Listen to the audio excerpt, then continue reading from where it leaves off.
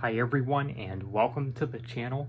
Zach D Productions here, and I'm here for an album review for you guys. So for this video we're going to talk about some Dream Theater. That's right. Dream Theater is probably my favorite progressive metal band. They're of course legends in the genre, and I just thought I would review this album in particular because why not? I figured why not review a previous Dream Theater album. So the album that I'll be reviewing is Systematic Chaos, which in my opinion is kind of an overlooked album in their discography. I think a lot of fans kind of view this album as just another album in their discography, and in some ways I can understand. It's definitely not one of their best, but it's not their worst either. I know this album does have its fans as well. You do, of course, have people that say that this is one of their favorites from Dream Theater. Now, if that is your opinion, more power to you. That's actually a pretty respectable opinion, considering this album I feel like does go a little underappreciated. You know, there's not a lot of fans that give much recognition to this album, even when it comes to the singles from this album. Like, even the singles from this album are not as recognized as other singles that the band has done. You know, such as Forsaken.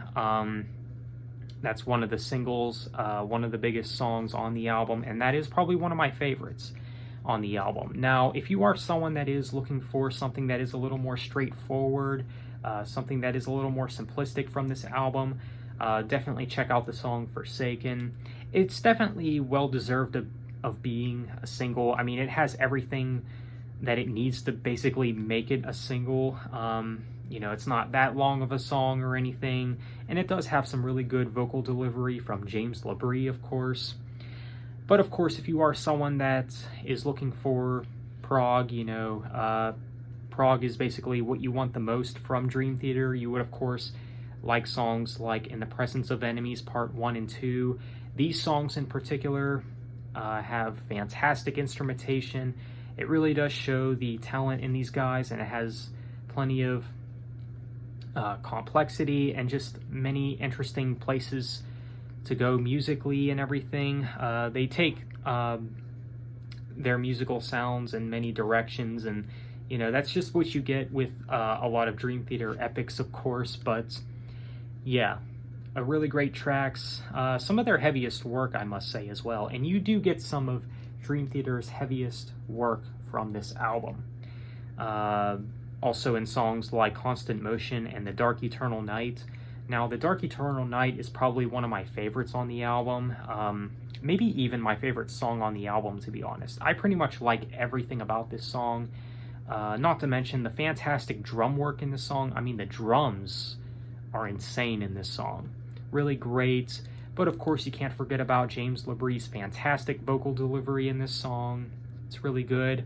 Now, there is some vocal effects that are used in the song as well that kind of give it this nu metal sound to it. I'm not sure what that's all about, but it's kind of unique. I actually don't mind that that feature of the song.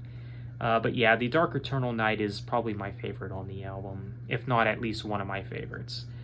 Repentance is a pretty cool song as well. It's a bit different, a bit dark sounding. You do get some spoken word passages in the second half of this song, which I will admit, the song definitely drags on longer than it needs to. I felt like the spoken word passages that are in the second half of the song were a little unnecessary. They could have, you know, cut this song shorter, I think, but you know what?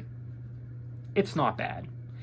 I know some people don't like this song. I've even heard some people say that Repentance is one of the worst Dream Theater songs, but I don't know if I would go that far. I mean, I really don't. I mean, it's definitely not one of their best songs or anything, but I don't mind it.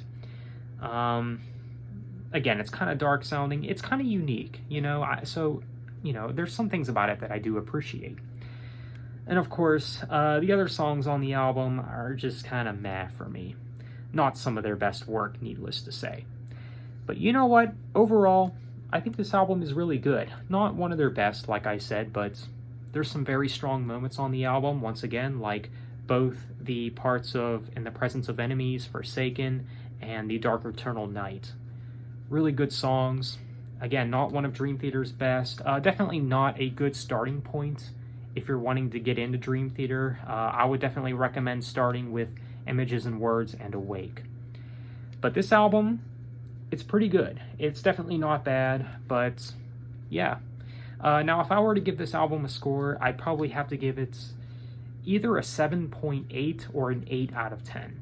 Again, it's not one of their best, but it's still a pretty good album for what it is. So that's my review for Systematic Chaos by Dream Theater. So let me know what you guys think of this album. Have you heard this album? What do you think of it? Feel free to let me know. Are you a Dream Theater fan? Feel free to let me know. So with that being said, be sure to leave a like and subscribe if you haven't already. Thanks for watching. Have a nice day and take care.